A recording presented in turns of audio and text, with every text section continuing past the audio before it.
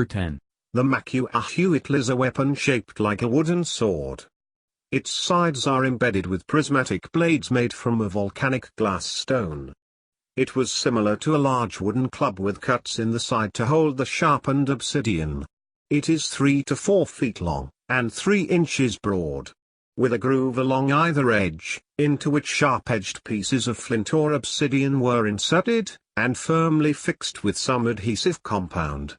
Since the Makua lacked a sharp point, it couldn't be used as a stabbing weapon. However, the jagged rows of obsidian gave the weapon a vicious tearing power that could cut deep lacerations in the enemy. Number 9. The Pinga was a bladed throwing knife used by the Azand of Nubia. It had 3 different shaped blades. They were classed as court metal, being produced under the patronage of the powerful Avongara clan, and distributed only to professional warriors. The knife, also called the Hungamunga, was up to 22 inches long. Number 8. A Filipino sword from the Visayas, Philippines. The weapon was originally intended as an agricultural implement.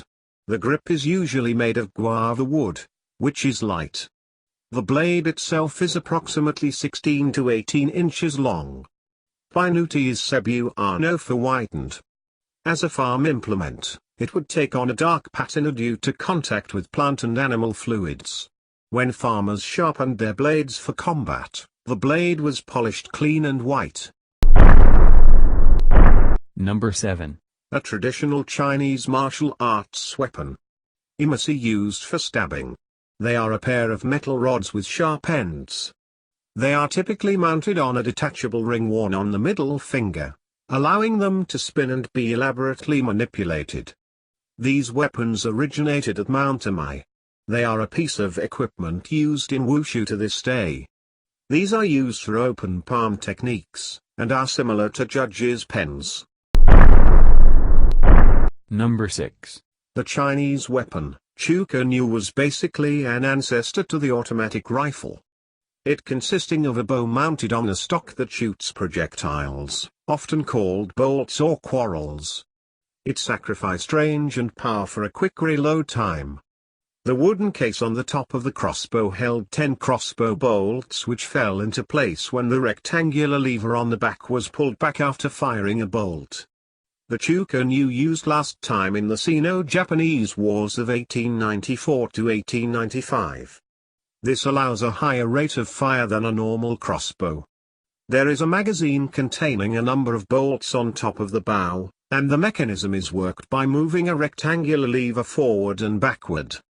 For more effectiveness, some of the bolts were tipped with poison from the deadly aconite flower, also known as wolfsbane. Number 5. The scissor was a type of Roman gladiator, meaning cutter, cleaver, render. This type of gladiator fought using a weapon consisting of a hardened steel tube that encased the gladiator's entire forearm, with the hand end capped off and a semicircular blade attached to it. A handle inside the tube might have allowed the gladiator to maintain control in the heat of battle. This weapon might have been both deadly and versatile. The gladiator could use his protected arm to block his opponent's blows and quickly counterattack.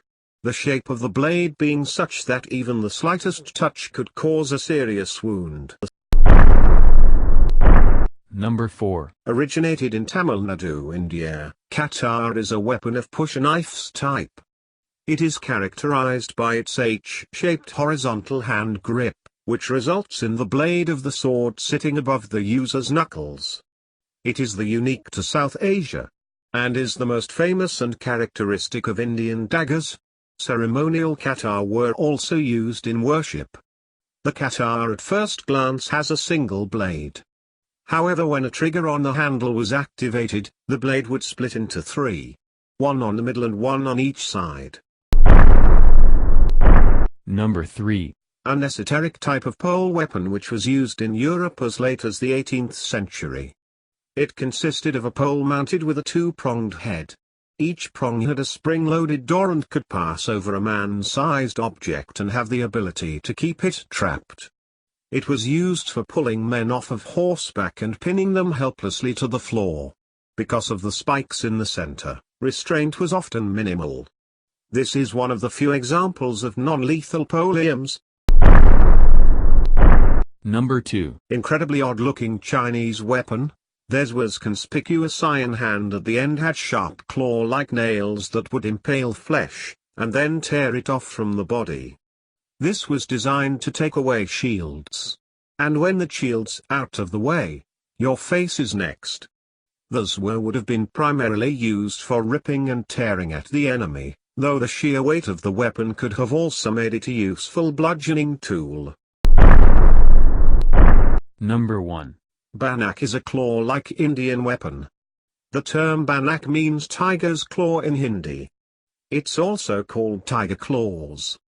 It's designed to fit over the knuckles or concealed under and against the palm. It consists of 4 or 5 curved blades affixed to a crossbar or glove. It is designed to slash through skin and muscle.